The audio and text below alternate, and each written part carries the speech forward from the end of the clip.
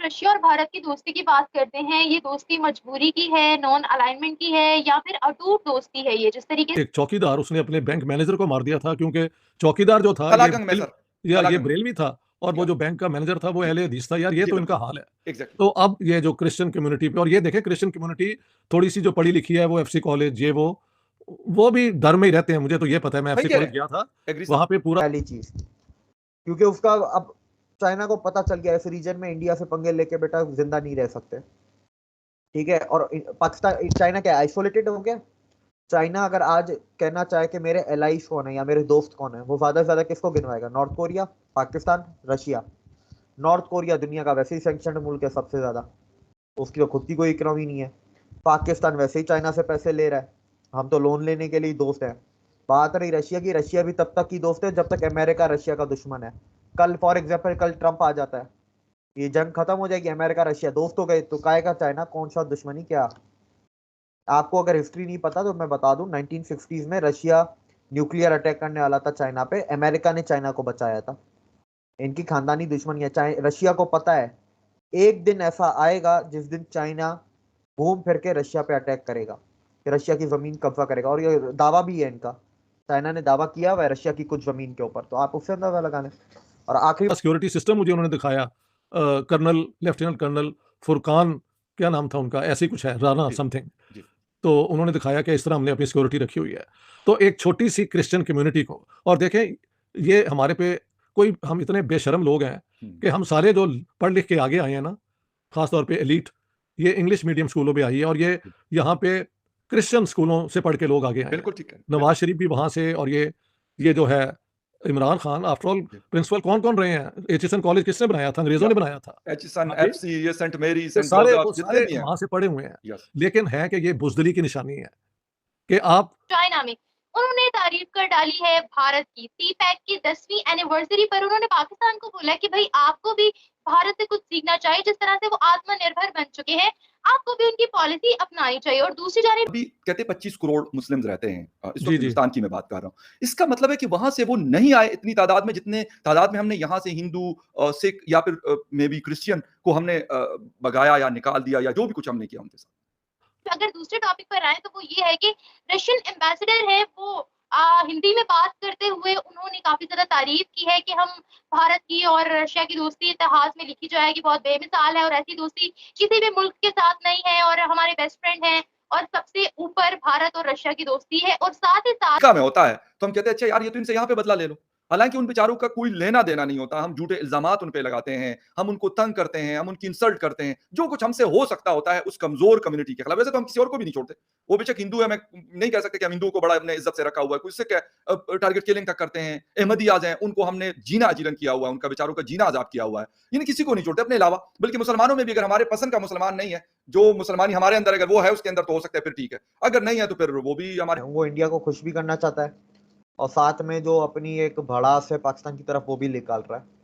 तो ये दो तरफा गेम खेल रहा है चाइना, क्योंकि 3 जून 1947 की जो पार्टीशन प्लान अनाउंस हुई थी, ये लॉर्ड माउंटबेटन ने दिल्ली में की थी। इससे पहले ब्रिटिश पार्लियामेंट में इसको पेश किया गया। जी। इसके बाद माउंटबेटन ने तकरीर की।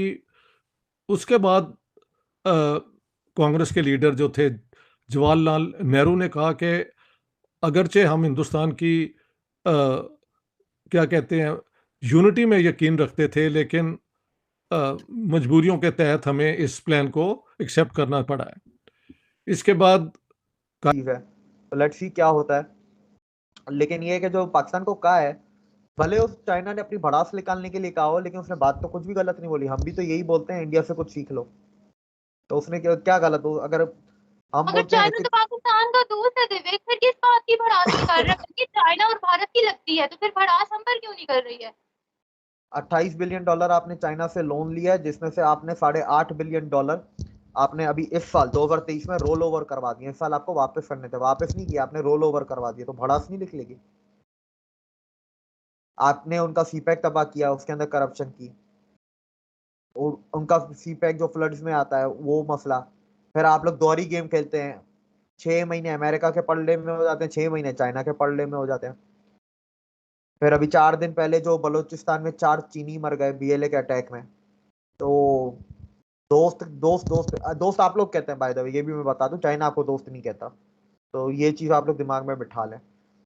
तो चाइना का आप लोगों ने नुकसान इतना कर दिया, फिर लोन आपको, अब वो डिफ्लेशन में है, आप डिफ्लेशन में भी चाइना के पास पहुंच जाते हैं, लोन दो, उसके पास अपने खाने को नहीं है, तो उसकी अपनी बैंक के बैंकरप्ट हो रही है, आप लोग बोलते हैं हमें लोन दो। आप इस चीज से अंदाजा लगा लें, चाइना की इकोनॉमी के हालात बहुत बुरे हैं। और उसने गलत क्या कहा है, हम भी तो ये कहते हैं कि इंडिया से या तो डेमोक्रेसी सीख लो, एजुकेशन सीख लो, मोरालिटी सीख लो। अगर ये 3 चीजें नहीं सीखनी तो फिर इकोनॉमी की हर चीज सीख लो। तो दोनों तरफ है। चाइना का अगर आपको पता है तो वो ऑफिशियली डिफ्लेशन में चला गया है, तो इन्फ्लेशन से अब डिफ्लेशन में वो जा चुके हैं। अनएम्प्लॉयमेंट यूथ की ऑल टाइम हाई है। रिसेंटली अभी एक चाइना की बैंक जो है वो बैंकरप्ट हो गई, एवरग्रांडे ने बैंकरप्सी फाइल कर दी है। तो चाइना के हालात वैसे बहुत बुरे हैं, जितना आपको नजर आता है उतने अच्छे हैं नहीं। और तो एक वो चीज भी है, और जी जिनपिंग बहुत कोशिश कर रहे हैं इंडिया से रिश्ते अच्छे हो जाएं, ठीक है। और he has requested for a bilateral meeting with PM Modi during BRICS summit. तो ये भी एक कायदे आजम मोहम्मद अली जिन्ना ने तकरीर की और कहा कि मैं इस प्लान को एक्सेप्ट करता हूँ, क्योंकि पाकिस्तान की जो हमारी डिमांड है वो इसमें पूरी होती है। और तीसरी थी सरदार बलदेव सिंह, जो सिखों की तरफ बोले। उन्होंने भी कहा कि हम इस पार्टीशन के खिलाफ थे, लेकिन हम भी इसे एक्सेप्ट करते हैं। तो लीडरशिप की लेवल पे माउंटबेटन ने तीनों से ये कहलवा लिया कि हम इसको एक्सेप्ट करते हैं। जी। इस प्लान के मुताबिक जरा आप सुन में से कुछ भी सीखो, लेकिन सीख लो इंडिया से, हम भी तो यही कहते हैं। पर पाकिस्तानी इस चीज को भी नेगेटिवली लेंगे, जो मुझे पता है यहाँ का एलीट जो है और न्यूज चैनल्स हैं, हमारे दोस्त ने ये कैसे बोल दिया, अब हम इंडिया से सीखेंगे। तो फिर किससे सीखोगे? हम इंडिया से तो सीखेंगे, ऐसे बोलते हैं जैसे सुपर पावर है, दुनिया की सारी दौलत हमारे पास, दुनिया का सारा तेल हमारे पास, दुनिया की सबसे बड़ी मिलिट्री हमारे पास। दर दर की ठोकरें खा के $1-1 बिलियन की भीख मांग रहे हो, तो तुम नहीं सीखोगे तो और कौन सीखेगा?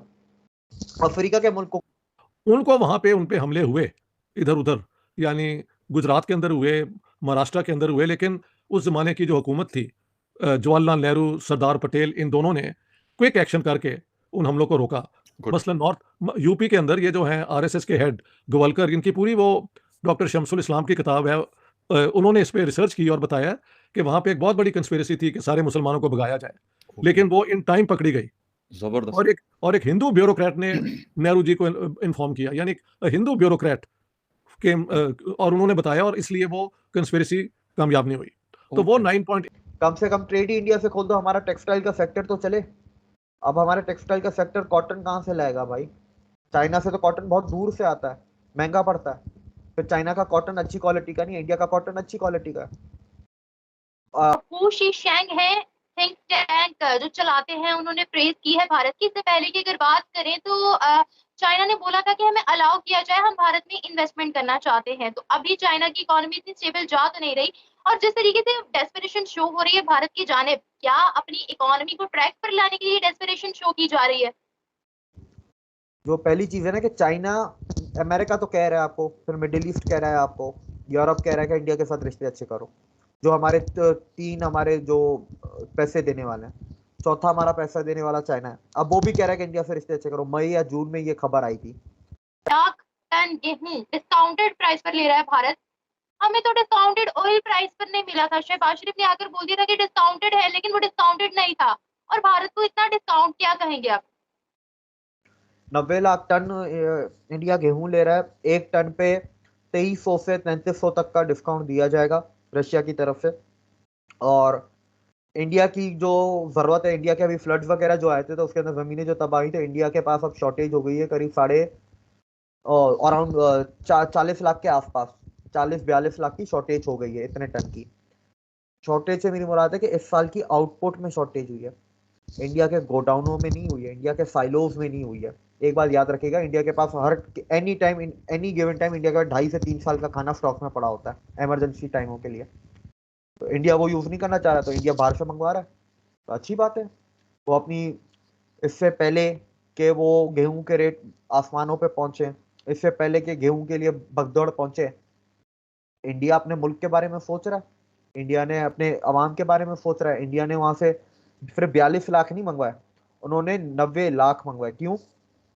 जब चीज कुछ ज्यादा ही हो जाती है ना, जरूरत से ज्यादा होती है, डिमांड से ज्यादा अगर चीज पड़ी भी है तो उसकी चीज की कीमत कम होती है। तो पहली बात तो गेहूं हद से ज्यादा कम हो जाएंगे, ठीक है, रेट उसके बाद जो एक्स्ट्रा गेहूं है, जब एकदम रेट कम हो जाएंगे, उसी गेहूं को फ्लोर मिल्स उस गेहूं का आटा बनाएंगे, आटा बना के एक्सपोर्ट कर देंगे। धंधा। ये कभी नहीं भूलना चाहिए कि इंडिया का प्राइम मिनिस्टर गुजराती है। और उसके बाद नोआखाली में हिंदुओं पे हमला हुआ और कई सौ कई हजार भी आप कह सकते हैं मार दिए इन्होंने वहां पे। लेकिन फिर 47 में जो हमले वहां पे होने थे उनको महात्मा गांधी ने वहां जाके रोक लिया, तो नहीं हुए। जबरदस्त। अच्छा सर, अच्छा जी, सुन जी, के बात पूरी कर लेना। Okay sir, okay sir. अलबत्ता 1950 में फिर जो हिंदू मारे गए थे उन पे फिर दोबारा हमला शुरू हो गए वहां पे ईस्ट पाकिस्तान में। अच्छा, और सरदार पटेल ने कहा कि हमें अब जंग करनी चाहिए पाकिस्तान के साथ, लेकिन जवाहरलाल नेहरू ने कहा कि नहीं, हमारे जो इंडियन मुस्लिम है वो उनकी जिंदगी जो है ना खतरे में पड़ जाएगी। ओके, लेकिन हुआ क्या बड़ी बात। कि जो हमारे लॉ मिनिस्टर थे ना, नाम के थे, उन्होंने किया कुछ नहीं, करने नहीं जी, दिया। जी। जोगिंदर नाथ मंडल जो कि खुद एक दलित थे, याद रखना, बिल्कुल सर, है, पढ़ा है मैंने उनके हवाले से। उन्होंने फिर रिजाइन किया और छुप के वो भाग गए यहाँ से बिल्कुल सर। इंडिया। उन्होंने लिखा अपना पूरा खत, मेरी किताब में है, जी, कि 1950 में और 48 में इन्होंने हिंदुओं पे, ना सिर्फ अपर कास्ट हिंदुओं पे बल्कि दलित हिंदुओं पे भी जो हमले किए हैं, तो 10,000 मार दिए 1-2 दिनों में। इसलिए मैं ये सारा कुछ छोड़ के जा रहा हूँ। खत मेरा जो है ना